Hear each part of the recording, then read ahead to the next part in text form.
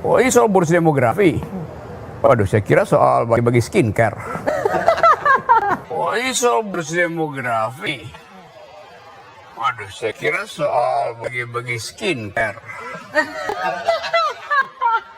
Terus iming-iming demografi. Gimana nih, Bu? Kita mulai dengan istilah yang berkali-kali dikelirukan karena tidak dipahami. Apa sih itu bonus demografi? Kalau kita buka literatur dasar itu, istilah official terminologinya adalah demographic dividend. Betul, cocoknya. Karena mesti ada investasi dulu, baru ada dividen. Kata-kata bonus itu seolah-olah turun dari surga apa tuh? Jadi dari segi pengetahuan semantik udah keliru tuh. Kekeliruan itu bertambah karena akhirnya ada banyak pertanyaan juga dari netizen itu kenapa Pak? Tiba-tiba Pak Wapres itu bicara tentang hal yang spektakuler, bonus demografi. Bukankah kemarin bagi-bagi goodie bag, bagi-bagi skincare itu? Maka saya mulai merasa ada sesuatu. Nah, kebetulan diundang, kita mau lihat sebetulnya dari segi teorinya dan dari segi kapasitas ucapnya, yaitu Pak Gibran. Dari segi teori kita mulai mengerti bahwa memang akan ada persaingan akibat dividen demografi karena ada insentif, ada investasi di dalam struktur kependudukan kita. Kan itu dasar itu kan. Lalu kita mulai bertanya tuh, seandainya bonus demografi itu, pakai aja istilah yang itu, diperoleh oleh Indonesia, alasan memperolehnya apa? Apa karena makan yang bergizi tiba-tiba kita dapat bonus demografi? Apakah Dari segi jumlah dulu, Bung. Ya? Dari segi jumlah populasinya dulu kan. Jelas jumlah populasi itu bonus demografi, tetapi apakah dari bonus itu ada dividen yang bisa kita tukar tambahkan dengan dividennya Singapura, dividennya Filipina, dividennya Thailand, dividennya Australia, Taiwan, Jepang, Korea Selatan. Kan kata bonus demografi itu harusnya diperhatikan dengan baik. Anak muda kita usia produktif itu berapa? 15 sampai 60 tahun, 4 tahun itu bersaing dengan 15-60 tahun juga di negara-negara yang setara kita. Itu baru kita bilang, itu baru bisa ada makna terhadap tentang istilah itu kan. Bayangkan misalnya Indonesia 2045 akan bersaing dengan Singapura. Pendapatan atau Malaysia ya kira-kira. Yang dekat ya. Pendapatan kita per kapita berapa? 3.500. Pendapatan Kuala Lumpur per hari ini 13.500. Oke. Kita akan dapat bonus demografi di 2045 karena kata Pak Jokowi dulu kita akan lampaui Malaysia 30 kali lipat. Oke. Jadi kita akan dapat punya 30.000 US dollar misalnya tuh per kapita tuh. Itu kalau Malaysia bubar. Kalau Malaysia terus memproduksi pengetahuan, keahlian, ya kita tertinggal lah. Jadi pengertian dasar itu yang nggak dipahami oleh seseorang yang seharusnya belajar lebih banyak. Tentu tim suksesnya itu berupaya untuk leveling up beliau kan. Selama ini kan Pak Gibran hanya dijadikan seolah-olah tuh bagi-bagi body bag, mau naikin dong supaya dia bisa bicara hal-hal yang abstrak, hal-hal yang konseptual. Akhirnya tergopo-gopo, gugup dan gagap, lalu dibully netizen. Kan itu soalnya. Jadi bukan Gibran yang salah, timnya ini yang konyol. Wow. Iya dong, biarin aja levelnya Pak Gibran itu mengerti bahwa yang akan memilih beliau kan per 2009 tuh. Yang akan memilih dia ada orang yang dia bagi-bagian skincare itu. Gibran harusnya paham itu. Jangan dari skincare pergi pada skincare, nggak nyampe itu. Oke, ini harus dijawab dulu nih sama Zoman begitu dengan Pak Andi. Pak Andi, silakan Pak Andi ditanggapi Pak Andi. Bonus demografi ini tampaknya kalau menurut Bung Rocky tidak begitu dipahami oleh beliau. Itu menurut Bung Rocky ya? Tidak begitu dipahami, begitu tidak dipahami. Waduh, beda itu tuh. lebih lagi kalimatnya. Silakan, Pak Andi.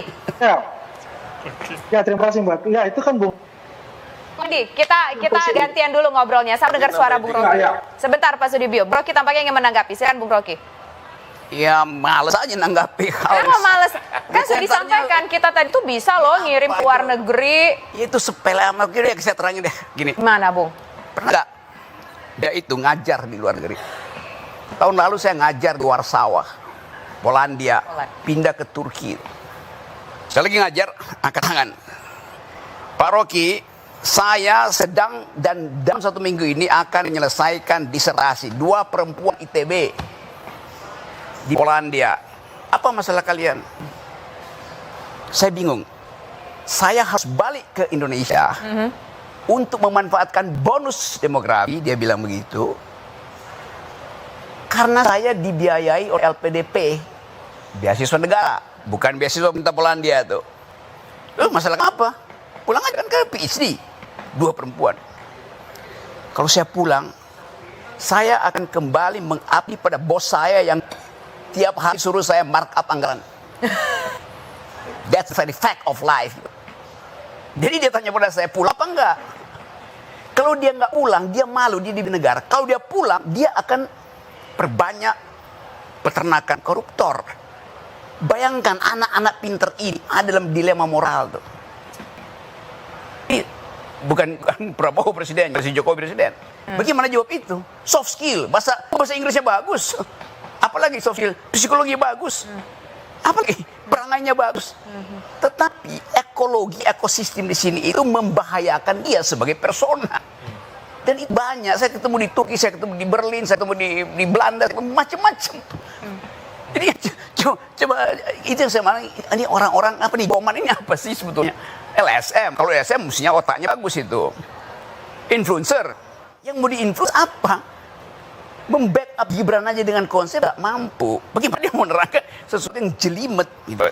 Jadi saya menganggap bahwa cobalah kita mulai dengan barang yang ada isinya gitu tuh.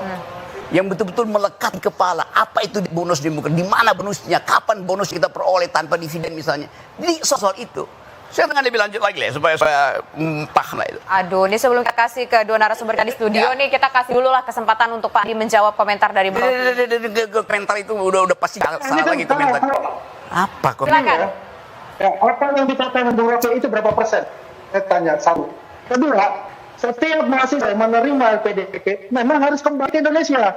Itu perjanjian seperti itu. Dia nggak ngerti kondisi. MP1. Dia kembali. Mereka kembali ke Indonesia. Stupid. Ya. Anak saya itu LPDP Bung Rocky. Ya, anak saya LPDP dan dia sudah kembali ke Indonesia untuk mengabdi ke Indonesia. Yang saya berjelaskan tadi itu adalah dia waktu di Indonesia ini, ya, untuk bisa bersaing di luar negeri, menciptakan anak SMA yang mau bekerja. Ini harus demografi yang besar. Kalau Bung Rocky ya, SD itu 40% dari Indonesia. Yang satu hanya 18%. Ya, Oke. ini yang harus kita pikirkan. Oke. Bicara kayak begitu itu nanti orang bertanya kan bertemu langsung. Kita berhadapan berbicara. Oke. Tidak substansi berbicara itu. Oke, baik. Kita kembali ke topik lagi nih. Soal bonus demografi begitu. Memang masing-masing mungkin punya persepsi yang berbeda. Bung Rocky dengan keilmuannya. Pengetahuan yang berbeda. Kita tidak akan masuk ke dalam pengetahuan itu dulu, tapi saya ingin mendengar suara dari generasi muda Indonesia. Gimana nih Bung Rocky sebagai akademisi juga pasti memperhatikan soal vokasi yang harapan vokasi ini bisa menjerat tenaga kerja lebih banyak. Saya kasih juga beberapa contoh nih supaya gua nggak ngerti soal itu. Satu waktu saya kasih ceramah di Yokohama, Tokyo. Bicara soal potensi tenaga kerja anak-anak yang ada di Tokyo. Mau masuk kemana mereka? Sekarang problem. Bonus demografi bukan orang Indonesia cari kerja di Indonesia. Orang Indonesia berebut pekerjaan di luar negeri yang tidak bisa lagi diisi oleh orang-orang luar negeri. Itu namanya bonus demografi itu.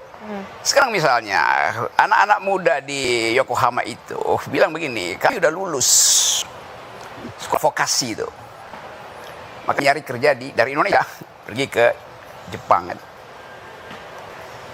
Dia bilang di Jepang dia akan bersaing dengan yang Filipina yang lebih paham tentang anatomi tubuh manusia karena dari SD udah belajar biologi. Karena mereka mau rawat orang-orang tua di situ yang di atas 65 tahun. Iya. Jadi suster lah ya. Yes. Jadi Caregiver ya. Ya, caregiver. ya. Jadi ini kondisinya begitu. Kita produksi lewat tadi sekolah vokasi yang tidak comply dengan kebutuhan di Tokyo di Jepang sana. Kenapa tadi betul gitu? Karena supply creates its own demand. Supply side yang bekerja itu. Padahal demandnya di sana lain. Kemampuan kita untuk mengendalikan komputer. Tetapi kemudian orang Jepang, saya tanya, kalian diterima? Iya.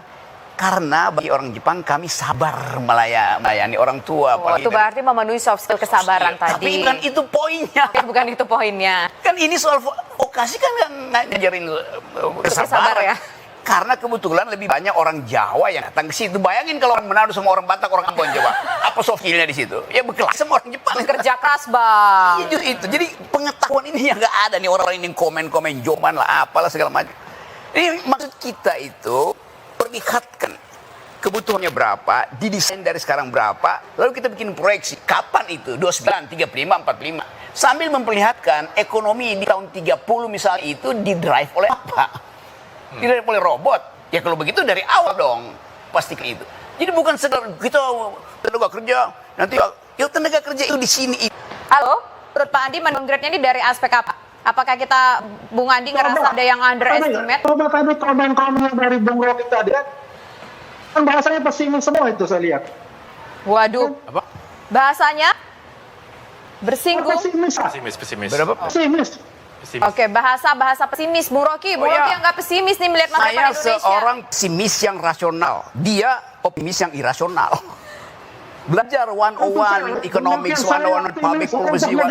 Sebentar Bung Andi. Soal pesimis dan optimis ini nanti saya kasih kesempatan Bung Andi. Silakan Bung Rocky dijawab dulu, nanti saya ke Bung Andi lagi. Ya, itu pentingnya punya pengetahuan. Coba belajar sedikit lah economic 101, public policy 101, logik, supaya nggak bicara sesuatu yang keluh kesah kayak surat pembaca itu, baca surat pembaca itu.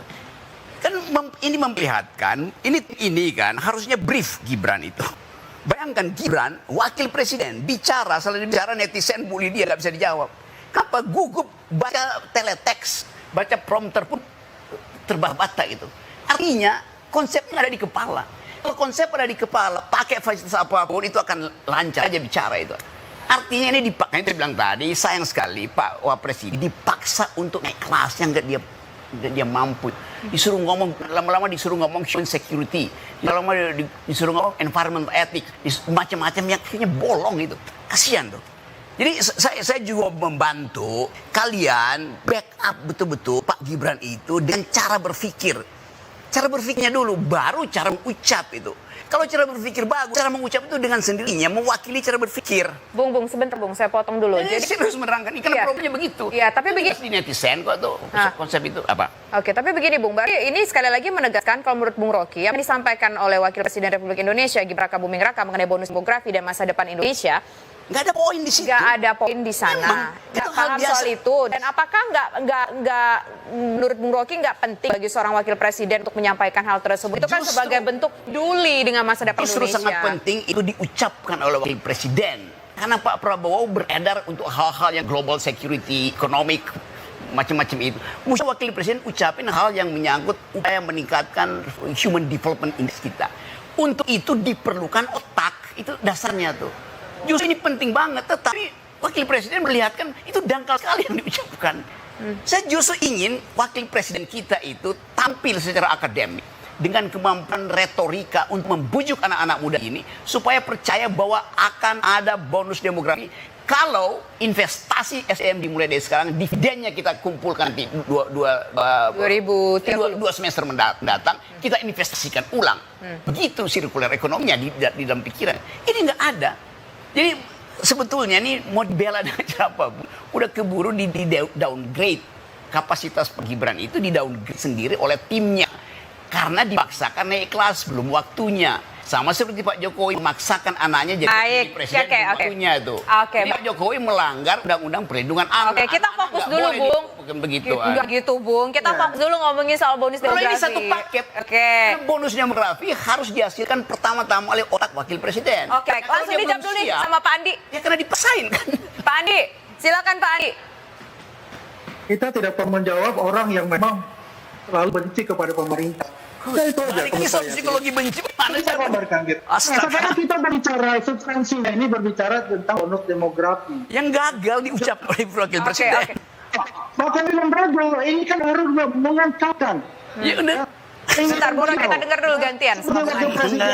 Dalam bentuk hal yang baru, tidak dengan itu terasa beliau untuk sampai kepada masyarakat. Terserah masyarakat menilai negatif, positif. Itu adalah masukan dari masyarakat yang menjadi bahan beliau untuk bisa berbicara dengan Presiden Prabowo bagaimana menghadapi bonus demografi ini. Seperti apa langkah-langkahnya? Itu yang perlu kita perhatikan, itu yang perlu kita masukkan. Bukan hanya berbicara tentang diri Anda. Oke, kita sepakat dengan adanya kelebihan jumlah masyarakat Indonesia usia produktif, demografi dividen tadi, kita harus melakukan sesuatu. Jangan sampai jadi bencana demografi. Tapi tiba-tiba saya terpikirkan sebuah pertanyaan lain, begitu Bung Andi. Bung Andi tadi mengatakan biarkan masyarakat Indonesia menilai atas statement dari Wakil Presiden Republik Indonesia, Gibran Raka Buming Raka. Tapi kalau kita lihat, dan saya juga membaca sedikit literatur sebelum saya siaran malam hari ini, informasinya channel YouTube ataupun video YouTube yang disampaikan soal bonus demografi oleh Wakil Presiden ini, angka like and dislike videonya itu lebih banyakkan dislike-nya, dan sehingga ini menyebabkan disembunyikannya angka like and dislike juga komen. Itu apa alasannya Bung Andi? Boleh jawab dulu nggak sebelum kita break? Ya, kalau bicara like and dislike itu ya banyak lah. Ya, kita juga di buzzer-buzzer yang dari grup sebelah juga melihat itu sudah mempersiapkan itu gitu. Kita tidak mempersiapkan seperti itu. Prabowo mengatakan kita nggak kenal buzzer. Ya. Poin dari satu itu. Yang kita lihat itu adalah bukan hanya dengan netizen juga. Bagaimana masalah-masalah di daerah-daerah. Ya, bagaimana tanggapan mereka yang tidak bermain dengan sosmed misalnya. Oke, jadi penting sekali gitu. Karena apa? Begini Mbak, ya. Ini penting sekali. Kenapa? Karena dari awal inilah, saat inilah harus dipikirkan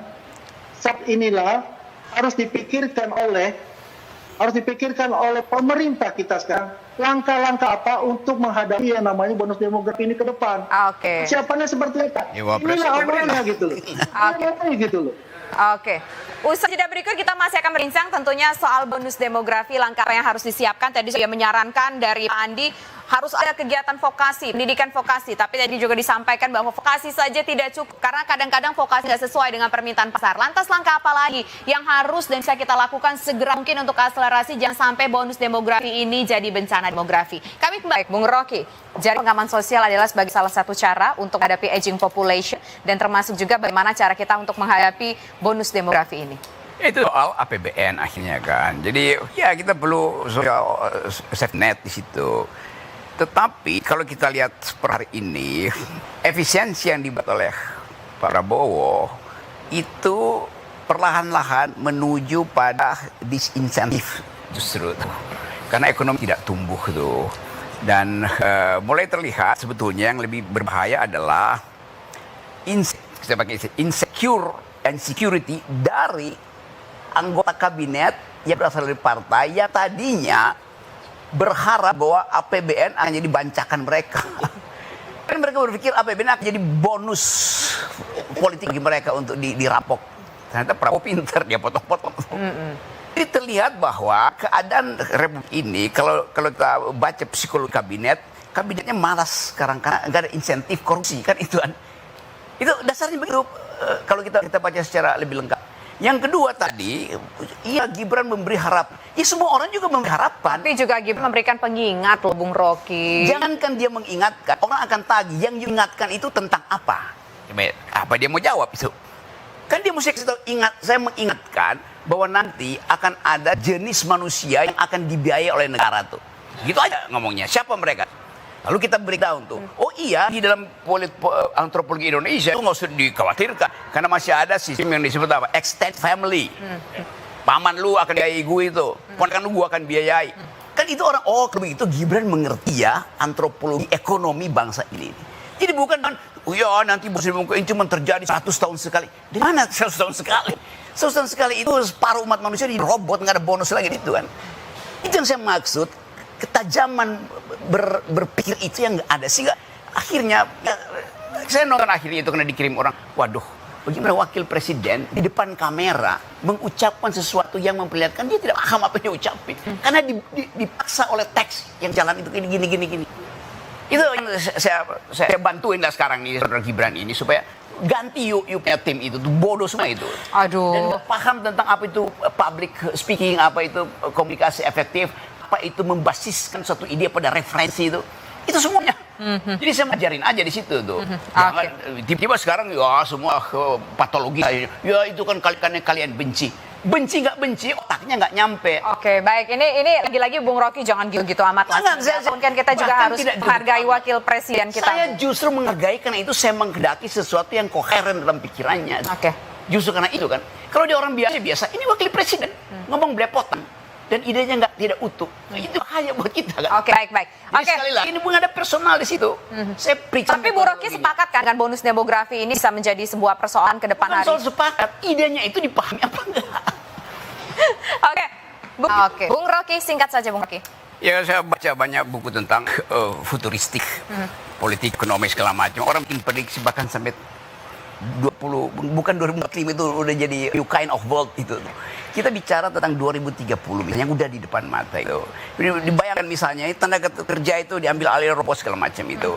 Jadi poin kita adalah tingkatkan IQ nasional yang sekarang cuma tinggal 78 itu kan, bersaing dengan Filipina 115, Hong Kong segala macam udah 100. Udah pasti kita ketinggalan, nggak ada bonus di itu. Nah karena itu investasi di bidang intellectual capital kan itu dasarnya cuma itu kan.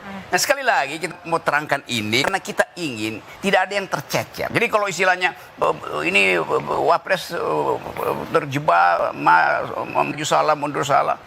Ya maju juga bermasalah, kalau mundur nggak bermasalah, mundur aja kan. Waduh. Jadi langkah kita itu bukan untuk menghentikan dia bicara, tapi membackup dia dengan pengetahuan. Itu intinya tuh.